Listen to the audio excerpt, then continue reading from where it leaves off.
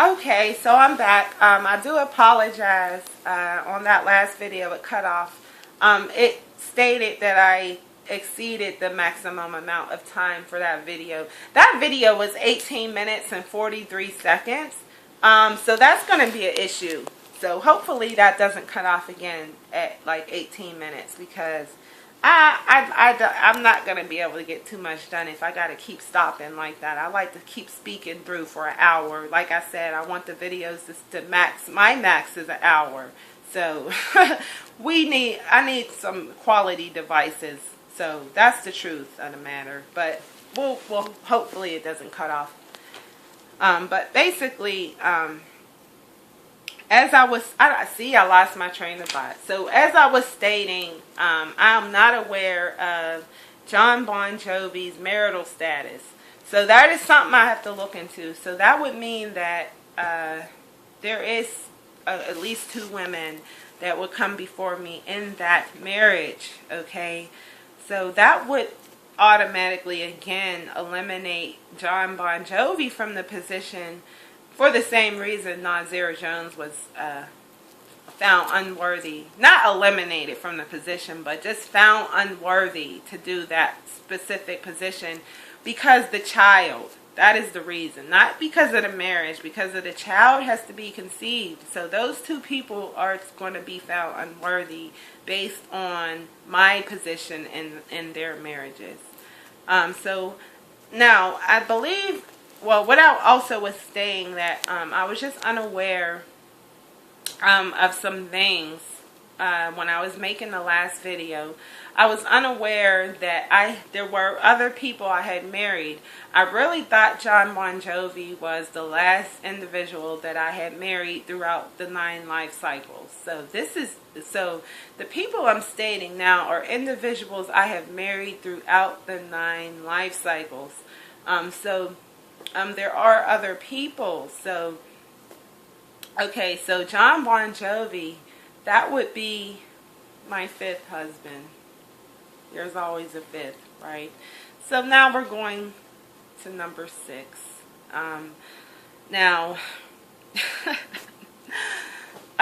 Okay. So number 6 would be Robert Kelly, okay? R. Kelly. So these are people, now honestly, I'm just shocked at my own self at this point, because I just didn't realize I married this many people throughout the 9 life cycles. And honestly at this point, I have an idea of the number of people I married, but really I can't be 100% sure of that number. I will look into that expeditiously, because it's really relevant and it's an issue. I'm surprised at myself, because I didn't know I married this many people, and really that wasn't supposed to be happening. These other marriages happened for various reasons, but as I stated, the marriage is on how they would work. I stated how the marriages would work. So that was also an issue. That's also a factor in all this, because the marriages were totally different than what they are now. It wasn't polygamy, but the system, I explained the system a little bit of how it worked. But still, honestly, I just wasn't supposed to be out marrying this many individuals. So these marriages would have happened for various reasons. I have an idea, but a lot of, this is not just me. A lot of people had many wives. A lot of people had many husbands. So this was not just me. I'll talk more about the marriages. But again, the next individual who would be in line for this position as king and as the father of the unborn child would be Robert Kelly. Now again, you see how it's easy. There are many people that they get lined up to do the position, and they're worthy to do the position. Many individuals that can do the position and are able to, but for whatever reason, you tend to go through uh, you go through a lot of people that are in line for these positions, you know what I mean, for whatever reason, various reasons. So like I said, we're you know, really Patah's the one. This is why Ra, you see, now this is why Ra wants me to pursue the marriage with Patah, because, you know, he's the first person to do this position. He's intended to do the position. He's worthy to do the position, and I'm also a gold ring with a precious stone in it in that marriage. So he's the first person to refer to for this position. So, you know, he wants me to do this for this reason, because, you know, all these people, they're worthy. I'm sure they're worthy through what I've seen from them and their music, and, you know, just because music is really, someone's music and someone's work, it's really a reflection of themselves. It's not the defining factor in that person, their work, but, you know, people, that's a way people express themselves, is through music, through acting, through through art, through poetry, through sports, through a lot of things. People express themselves through a lot of things. So, you know, someone's music and someone's work is really a reflection of that person, you know. So it doesn't define them. It doesn't define them. Now, I want to clarify that there's a difference between definition and, you know, expressiveness. So, you know, it's you know, it doesn't define someone, but it does reflect that person and who they are. So, you know, all of these other men that I have married, Michael Jackson, Prince, Nasir Jones, John Bon Jovi, Robert Kelly, they're all good individuals. But the issue is I don't have the correct position in their marriage. You see, because that's their marriage. The man would be control of that marriage. So it's like, that's their marriage. You know, however many wives a man has taken on, that man would be in control of that marriage. So it's, you know, it's basically, that's the positions I have within their marriages are the issue. Because like I said, even if you want to, and you want to just do away with, you know, various marriages and things like that, it's not that simple. Because like I said, once you take vows with someone, you become spiritually connected to them in matrimony and marriage. So, you know, that withstands death. And withstands the life cycles. So again, most of these men that I have married, they are, you know, automatically found unworthy just because of my specific position in their marriage. So again, when we're talking about Robert Kelly, I am aware of a few of his marriages. I'm aware of 3 at this point. So obviously that would mean there could be more, but at this point I would be a bronze in his marriage. So again, that would be the same reason as to why Ra would find them unworthy for the position. Not because of they're unworthy to do it in their mind, but because of my position when it comes to that specific marriage and the unborn child. So you go through these people like fast. You really can get through people fast, like when it comes to throne positions and things like that, specific positions. You can really go through a lot of people because, you know, for whatever reason they're found to be unworthy, or they just don't desire. But in this situation, they're found to be unworthy by Ra for the reason I stated. So, yeah, Robert Kelly, number 6. So there is a number 7. Okay, there's a number 7. This individual may be found worthy. Because I don't know much about their marital, well, I do know the marital status, but I don't know his previous marital status within other life cycles. So we do have a number 7, and I'm going to stop there as far as this goes, because there may be more, but I'm just going to stop there. That individual would be Quincy McConnell. I have married him in a previous life cycle. And it's just, I'm sorry. I just found a lot of this hilarious, but, yes. So these are individuals that I married in previous life cycles at some point. So at some point I did marry Quincy McConnell. And Quincy McConnell, I mentioned him. He is, well, DJ GQ is his name. So basically, I have married him in a previous life cycle. He's actually a friend of Patah's. So that could be interesting. But yeah, so he would be number 7. He is, I'm aware of his marital status at this point. As far as I'm concerned, he's engaged to be married. So, as far as I'm concerned, that would be his first marriage in this life cycle.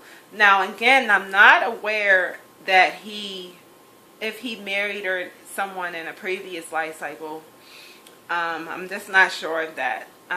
So he may have, he may not have. So I need to find that out. But as far as I'm concerned, he is engaged, and that would be his first marriage in this life cycle.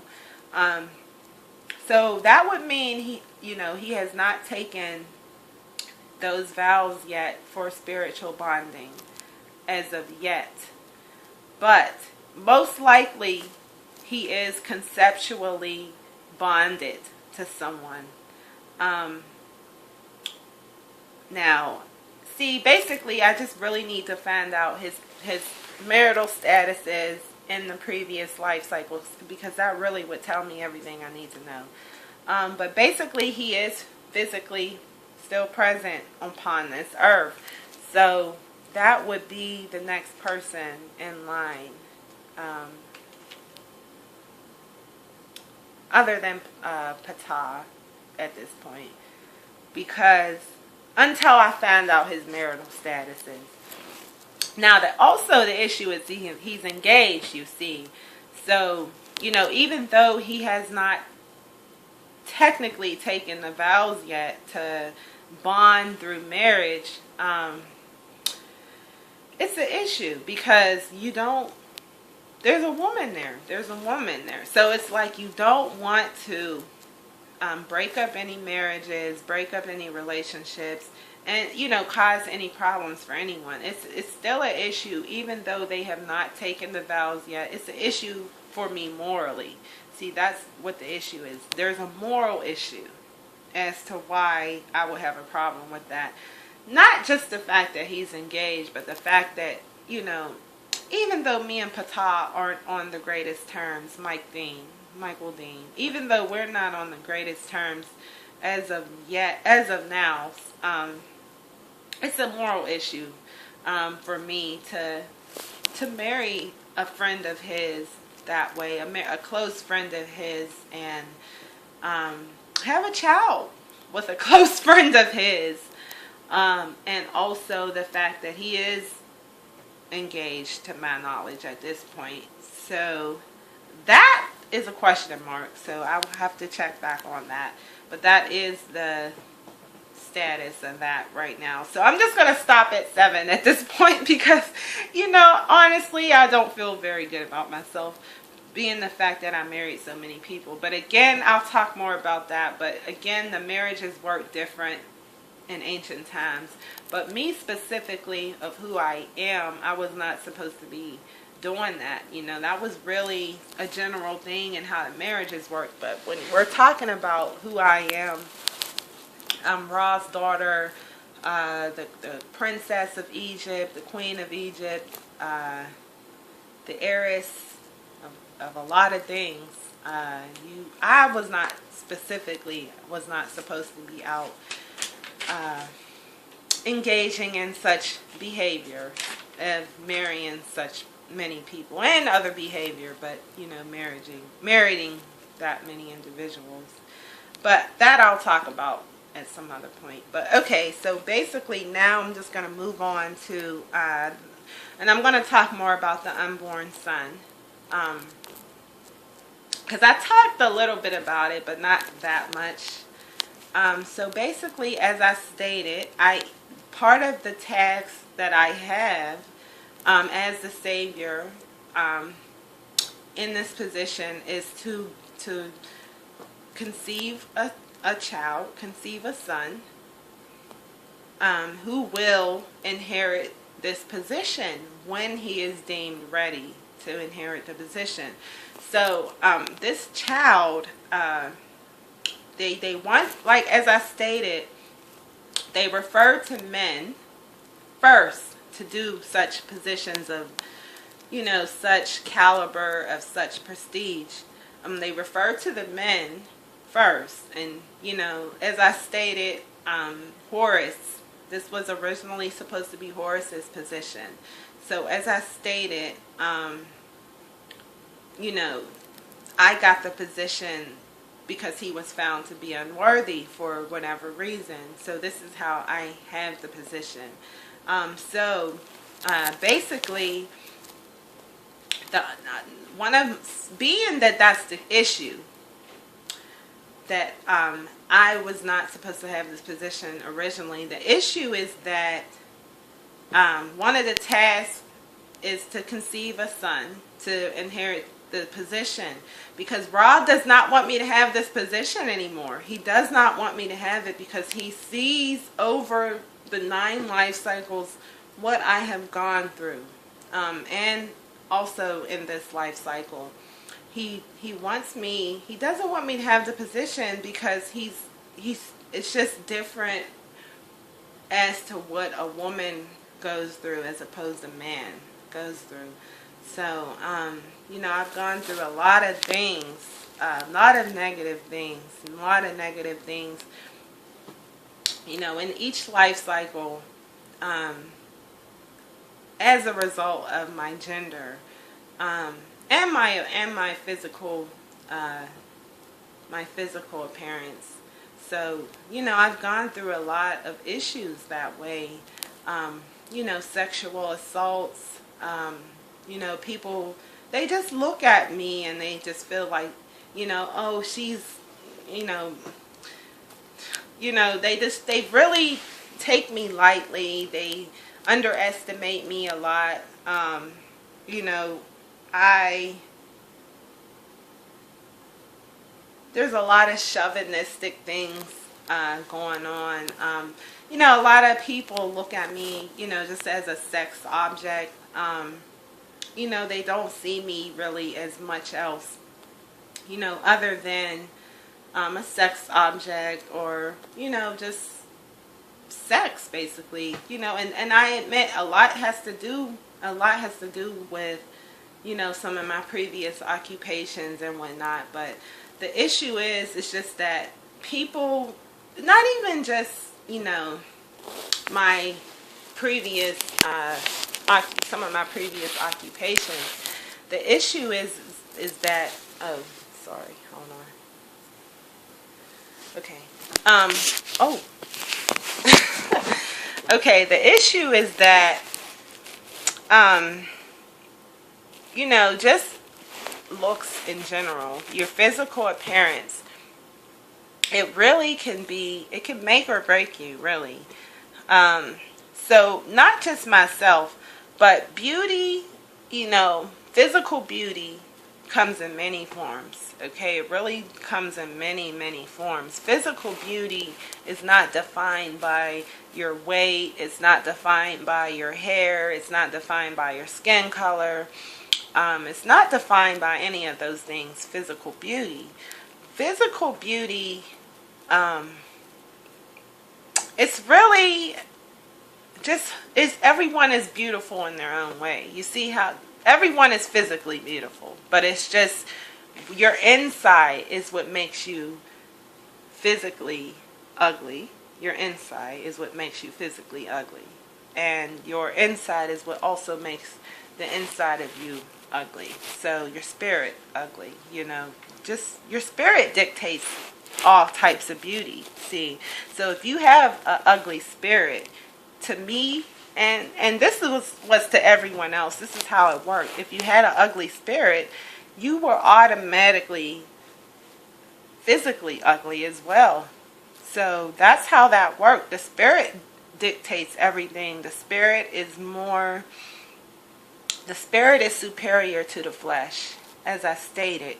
So, you were automatically, like in ancient times, you were automatically considered to be physically ugly if your spirit was ugly. That's how they dictated that. They didn't care how beautiful you were on the outside if you had an ugly spirit, because that just meant you weren't beautiful on the outside. So that is how that worked. But basically, when I say physical beauty, I'm going to go with society's definitions, okay? We're not going to go with the correct definition. We're going to go with society's definitions of physical beauty at this point. Physical beauty defined by today's society would be what? Someone with a perfect body, someone, thin, someone with a big ass, someone, what? Long, beautiful hair. What is society? You know what I mean. Society's definition of beauty. That's what we're talking about now. So basically the issue with that is that beauty as defined by society is it can be a blessing and it could be a curse. It could be a curse, and not just for myself. Any woman out there knows what I'm talking about when I'm talking about, because you have women that are beautiful according to society standards, but they don't get their mind and their heart does not get taken seriously because of how they look. You see someone like me and you may think, what? Airhead. You may think many things, and that's not the case. So, physical beauty as defined by society standards is a blessing as well as a curse, because you can get many advantages if you're considered to be physically beautiful according to society. Many people get jobs that way because they the guy thinks they're hot, so they get the job, as opposed to they did a study on that. They sent a woman that was very beautiful according to society, very attractive woman, blonde woman, she looked like a model. They sent her, and then there was a woman that they kind of dressed down, kind of made frumpy.